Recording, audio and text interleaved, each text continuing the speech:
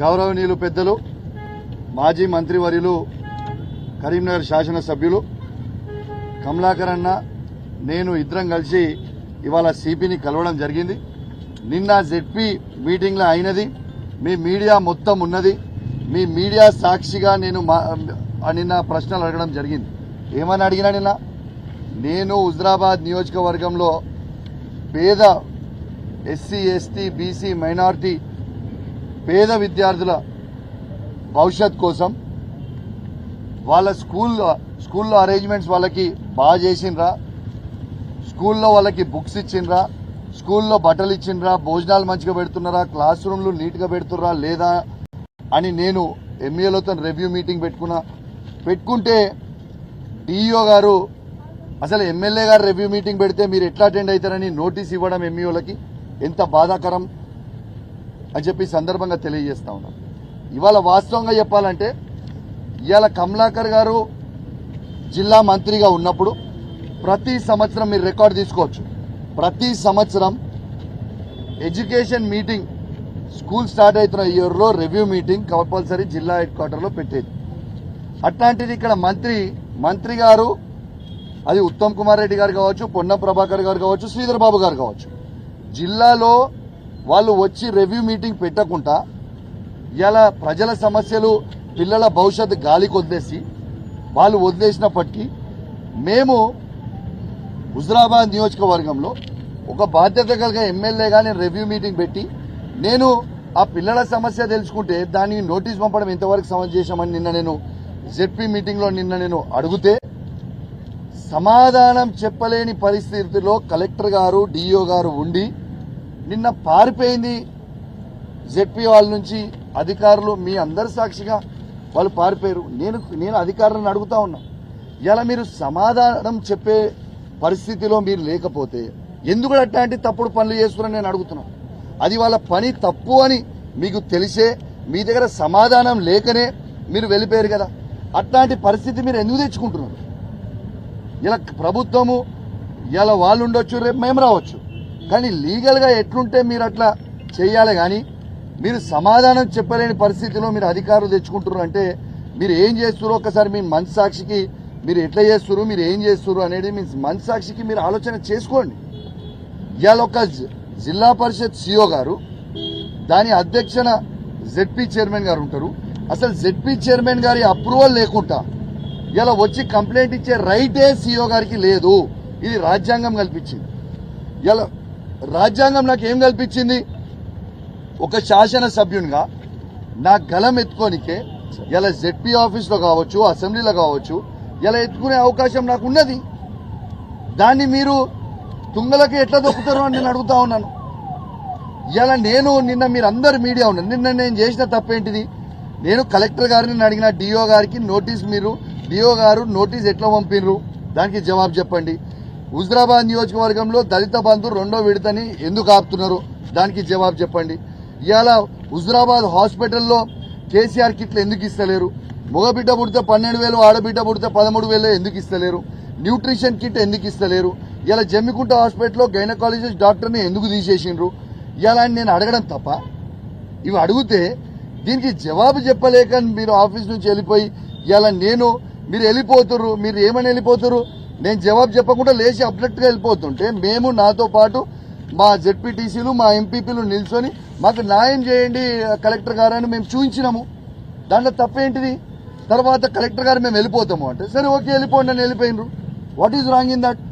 దానికి మీరు పోయి కేసు పెట్టడం ఇదేం పద్ధతి? ఇవాళ నేను కూడా జిల్లా సిపి గారికి ఇవాళ పిటిషన్ ఇవ్వడం జరిగింది. ఇది మాకు జిల్లా సిపి గారు రిసీప్ట్ కాపీ కూడా ఇవ్వడం జరిగింది. ఇలా ఖచ్చితంగా దీన్ని కూడా ఎంక్వైరీ చేసి సిఓ గారి మీద కూడా ఎఫ్ఐఆర్ చేస్తా, దీన్ని ఎంక్వైరీ చేస్తా, నిజం అయి ఉంటే ఎంక్వైరీ చేసి ఎఫ్ఐఆర్ చేస్తా అని కూడా సిపి గారు కూడా మాకు చెప్పడం జరిగింది. దీన్ని ఎంక్వైరీ చేసి న్యాయం చేస్తాం మీకు కూడా అని చెప్పడం జరిగింది. మాకు పూర్తి నమ్మకం విశ్వాసం ఉంది సిపి గారి మీద, ఖచ్చితంగా న్యాయం చేస్తారని నేను కోరుకుంటా ఉన్నానని చెప్పి ఇప్పటికైనా కూడా నేను ఈ అధికారులు మన కరీంనగర్ జిల్లాలో ఉన్న అధికారులకి నేను రిక్వెస్ట్ చేస్తా ఉన్నా, ఇక్కడ ఉన్న ఈ జిల్లా మంత్రి అయిన పొన్నం ప్రభాకర్ గారి మాటల బడి మీరు ఆగం కాకుర్రి. ఈ పొన్నం ప్రభాకర్ గారి మాటల్లో బడి జమ్మికుంట ఎంఆర్ఓ గారు జైలుకు వేరు, కమలాపూర్ ఎంఆర్ఓ గారు జైల్లోనే ఉన్నారు. ఈయన మాత్రం మంచిగా తిరుగుతున్నాడు, అధికారులను ఇరికిస్తున్నాడు, ఈయన మంచిగా సపడేకుంటుండు. ఈయన ఇల్లీగల్ పనులు ఏమంటే మీరు దయచేసి మీరు చేసి ఆయన మాటల ట్రాప్ లో పడి మీరు ఇబ్బంది పడకుండా అని చెప్పి నేను సందర్భంగా తెలియజేస్తా ఉన్నాను. ఖచ్చితంగా నేను కూడా రేపు నేను కూడా స్పీకర్ గారి దగ్గరికి పోయి ప్రివిలేజ్ మోషన్ ఖచ్చితంగా డిఓ గారి మీద సిఓ గారి మీద ఖచ్చితంగా నేను మూవ్ చేస్తా అని చెప్పి కూడా ఈ సందర్భంగా మీ ద్వారా తెలియజేస్తా ఉన్నాను. ఖచ్చితంగా వీళ్ళకి ప్రివిలేజ్ మోషన్ మూవ్ చేస్తాం. రేపు అసెంబ్లీలో కూడా ఈ మాటని మేము గలమెత్తాం. ఈ కేసులు ఎట్లా పెడతారని చెప్పి కూడా మేము ఖచ్చితంగా అడుగుతామని చెప్పి కూడా ఈ సందర్భంగా తెలియజేస్తా ఉన్నాం. ఇంకోటి కూడా చెప్తా ఉన్నాం, మీకు ఈ ప్రభుత్వానికి చెప్తా ఉన్నాం, మీరిట్లా మా మీద ఒత్తిళ్లు పెట్టి కేసులు పెట్టిస్తే ఈడ మేము భయపడేటోళ్ళం కాదు. ప్రజల సమస్యల మీద ఖచ్చితంగా కొట్లాడతాం, మా గలం ఎప్పుతాం. మీరు ఇచ్చిన 6 గ్యారెంటీలు ఇచ్చే వరకు మేము మీ వెంట పడతాం, మా గలం ఇప్పుతూనే ఉంటామని చెప్పి కూడా ఈ సందర్భంగా తెలియజేస్తూ, మీరు ఇట్లా మమ్మల్ని ఇబ్బంది పెట్టి మా బీఆర్ఎస్ కార్యకర్తలను కూడా ఇబ్బంది పెట్టాలనుకుంటే మేము భయపడేది ఏం లేదు. ఖచ్చితంగా మా బీఆర్ఎస్ పార్టీ కార్యకర్తలకు కూడా మా కరీంనగర్ జిల్లాలో కమలాకర్ అన్న నాయకత్వంలో ఖచ్చితంగా మేము గట్టిగా అండగా ఉంటాం. కమలాకర్ అన్న వినోద్ అన్న నాయకత్వంలో ఖచ్చితంగా అండగా ఉంటాం ప్రతి కార్యకర్తగా తెలియజేస్తూ సెలవు తీసుకుంటా ఉన్నాను. జై తెలంగాణ, జై కేసీఆర్.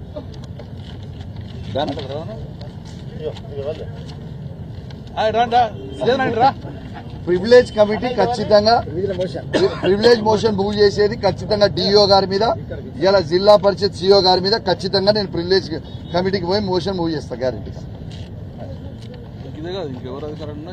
ఇక వీళ్ళిద్దరనే కాదు, ఏ అధికారి అయినా ఇట్లాంటి అన్యాయం చేస్తే మాత్రం ఖచ్చితంగా చేస్తా. ఇప్పుడు ఈ ఇద్దరు అధికారులు అన్యాయం మాకు చేశారు కాబట్టి మాది ఇలా మా విధులకు కూడా ఆటంకం కల్పించారు కాబట్టి ఖచ్చితంగా వాళ్ళ మీద ఇప్పుడు కేసు నమోదు చేసినాం. రేపు ప్రివిలేజ్ మోషన్ కూడా మూవ్ చేస్తామని చెప్పి ఈ సందర్భంగా తెలియజేస్తా ఉన్నాను. Thank you very much.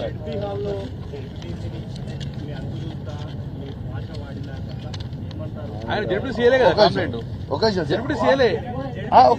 నిమిషం ఫస్ట్ థింగ్ అలాగే ఒక నిమిషం అని ఇచ్చిండు రైట్.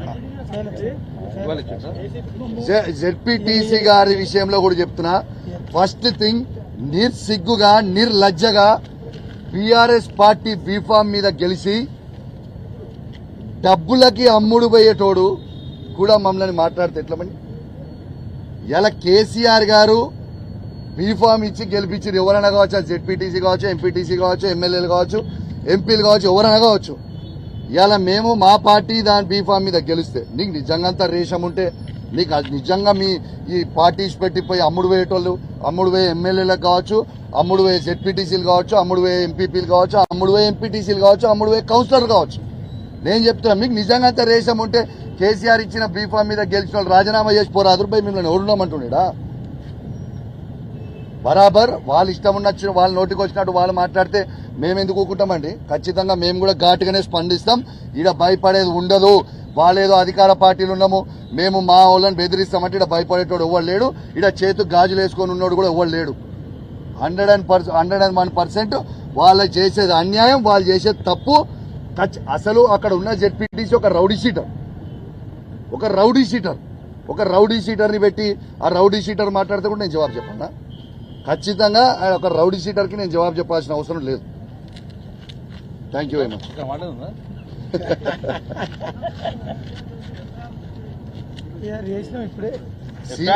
ఎప్పుడైనా ఎఫ్ఐఆర్ చేయొచ్చు. On complaint of any official ఎవరైనా ఎఫ్ఐఆర్ చేయొచ్చు. చేసి విచారణ చేపడతాను సిపి గారు. విచారణ దోషి వెళ్తే అప్పుడు ఎఫ్ఐఆర్ ముందుకెళ్తుంది. మేము ఇచ్చిన దాని మీద కూడా చట్టం ప్రకారం ఎఫ్ఐఆర్ చేస్తా అని చెప్పి సిపి గారు చెప్పిన, ఎంక్వైరీ చేసి చేస్తా అని చెప్పి ఆన్ మెరిట్స్ చేస్తా అని చెప్పారు. థ్యాంక్ యూ అన్న. నమస్కారాలు.